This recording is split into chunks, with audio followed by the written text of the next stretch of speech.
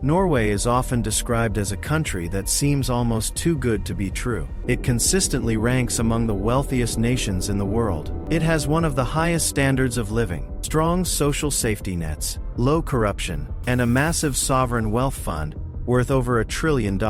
But Norway was not always rich. Just over a century ago, it was a relatively poor rural country on the edge of Europe. So how did it transform itself into one of the richest and most stable nations on Earth? To understand that, we need to go back. In 1814, after the Napoleonic Wars, Denmark was forced to cede Norway to Sweden. Norway briefly declared independence and adopted its own constitution, but ultimately entered a union with Sweden while retaining significant autonomy. Throughout the 1800s, Norway remained largely rural. In the early 19th century, about 90% of its population lived in the countryside. Only around 3% of the land was suitable for farming. That limited agricultural capacity forced Norway to look outward. Its long coastline, rich fisheries, timber resources, and access to British markets made trade essential. By the mid-1800s,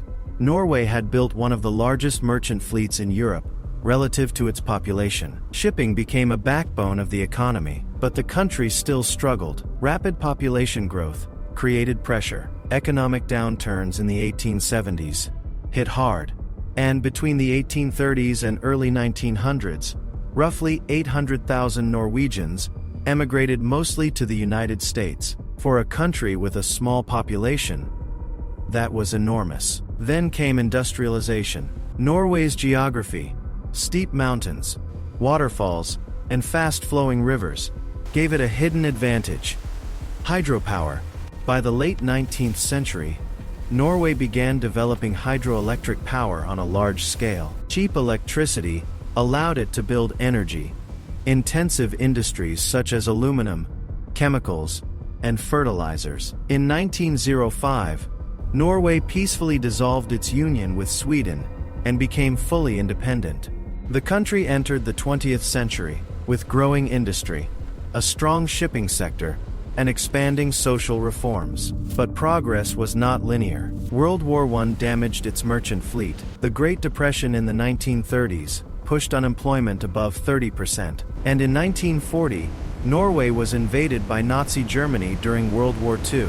The occupation lasted 5 years. Infrastructure was damaged. Trade was disrupted. The economy suffered. When the war ended in 1945, Norway faced the enormous task of rebuilding.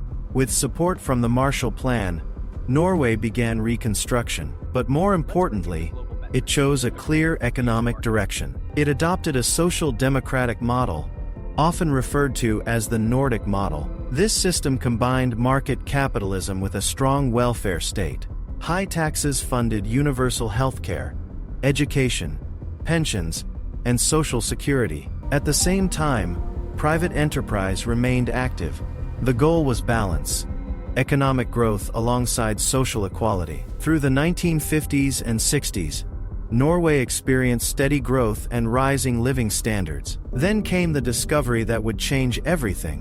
In 1969, oil was discovered in the North Sea at the Ekofisk field. Over the next decades, more reserves were found. Norway quickly became a major producer of oil and natural gas. For many countries, sudden resource wealth leads to instability, a phenomenon known as the resource curse. Currency appreciation can damage other industries. Corruption can rise. Governments can overspend. Norway took a different path.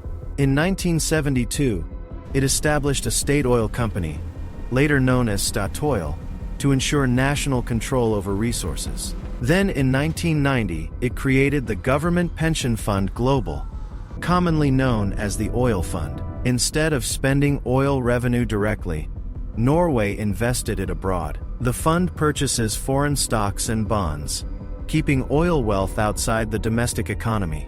This helps prevent overheating and protects other industries. Strict fiscal rules limit how much of the fund can be used each year, generally around 3% of its value. The result: today, Norway's sovereign wealth fund is the largest in the world, worth roughly $1.5 to $2 trillion, depending on market conditions.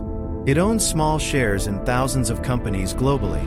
Oil and gas still account for a large share of exports and state revenue, but Norway has diversified. Nearly all of its domestic electricity comes from hydropower. Electric vehicle adoption is among the highest in the world. Institutions remain strong. Corruption remains low. Norway's success was not built overnight. It combined natural resources with long-term planning. It paired capitalism with social stability. It saved during boom years. It invested for future generations. From a poor rural nation in the 1800s to a global energy powerhouse with one of the highest living standards on Earth, Norway's rise is a story not just of oil, but of institutions, discipline, and patience. And sometimes, wealth is not just about what you discover, it's about what you choose to do with it. Subscribe.